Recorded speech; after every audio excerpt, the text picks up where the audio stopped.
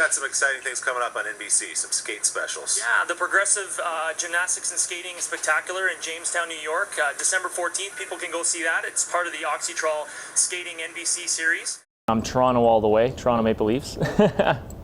Just watching Hockey Night in Canada. Oh yeah, the music, that music just plays in your head, you know.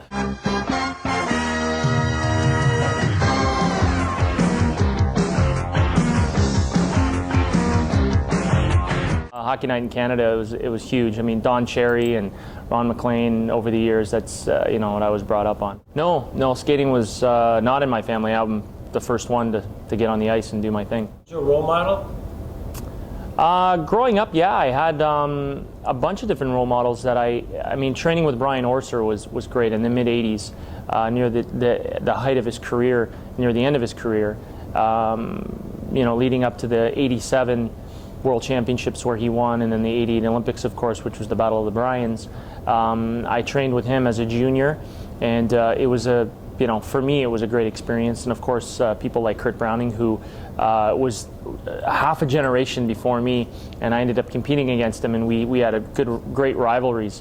Joseph Sabovchik, Alexander Fadeev, Scott Hamilton, Brian Boitano, all these names that exemplify great men's skating over the years. These are the guys that I looked up to. Well, I feel like I'm part of the ongoing process or evolution of the sport. You never really think being a legend or an icon in that way, where people do mention that about my career, but I just find myself as a human being that I've always just wanted to reach my potential and enjoy the experiences that I'm having. And along the way, you end up connecting with a lot of people and in a way inspire a lot of people. So if an icon or someone of a legend helps change the sport, and if you say I've helped inspire people, then I know that I've done that, because I've had people talk to me about it, send letters and emails and all of that, and that to me is one of the biggest rewards. I think is probably one of the most important things that I've learned throughout my career. The quad jump that Kurt did in 1988, I just wanted to push the envelope as an athlete should. You know, that's their thing, is higher, faster, stronger.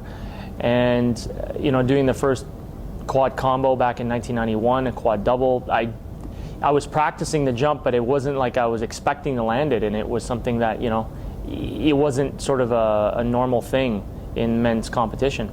And I ended up landing it and got in the record books for that, and then it became a jump that I wanted to perfect. And because I knew that if it's going to progress, skating is going to progress in that direction, eventually someone else is going to do it. So I said, why not me? Elvis Stojko, Canada. The flag's flying here in Munich. Elvis Stojko. 2 years ago, he was 8th at the World Juniors, but right now 7th going into the long program. One of 4 competitors who could do a quad here tonight, and he told me right before the warm-up, he's going for it.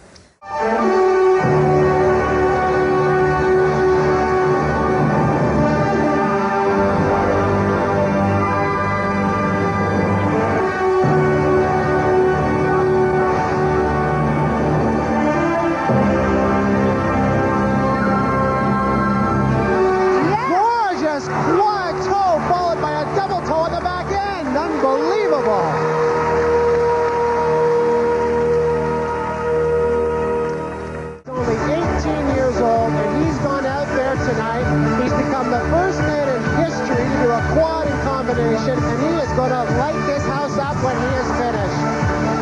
What I like is the program just keeps building and building.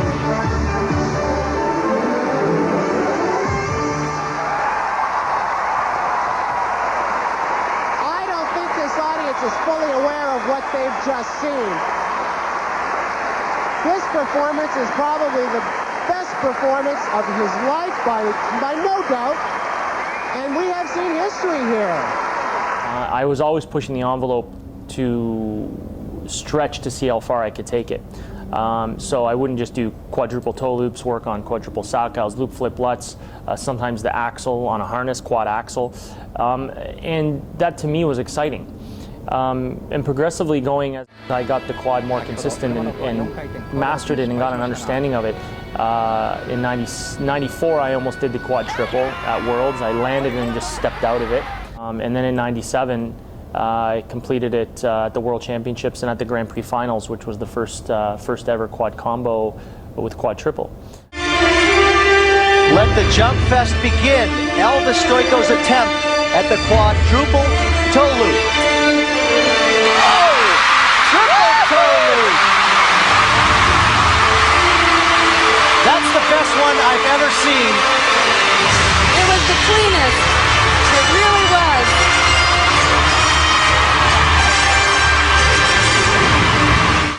This is a chilling experience.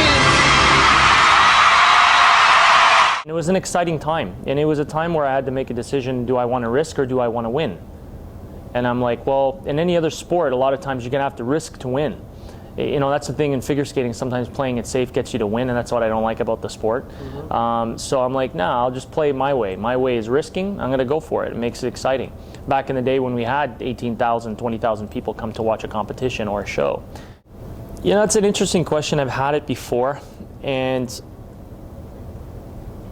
I've kind of let go of worrying what people should see or what I want them to see. They're going to see what they want to see. And if it helped them in their life in some way, or have given them some kind of inspiration, or they've learned something about themselves, then I think it's a positive thing. In March, I'm going to be playing Billy Flynn in the show Chicago, and I'll also be in Toronto, but that's kind of my Broadway, the big sort of premiere for me. So do you tap and dance and sing as well as you skate? Well, I sing and dance. We'll have to see if the fans like it, if they think I could skate just as well or both the same, but it's going to be awesome. I'll be on Broadway and in Toronto playing Billy Flynn in the show Chicago. It's something where my father was a classically trained tenor, and he worked with me when I was a kid growing up. Singing was in my family. I did acting when I was younger as well, a little bit, and I played Grease in the show Grease and stage in Toronto as well. And it's something that interests me. It's something maybe not I want to do all the time, but to do on the side would be a lot of fun, and there was a great opportunity. As well, for me, the big thing, my passion is racing cars, and right now I'm racing in go-karts, which is very, very exciting. And being ranked number 2 in Canada now is great after only 2 years on the circuit.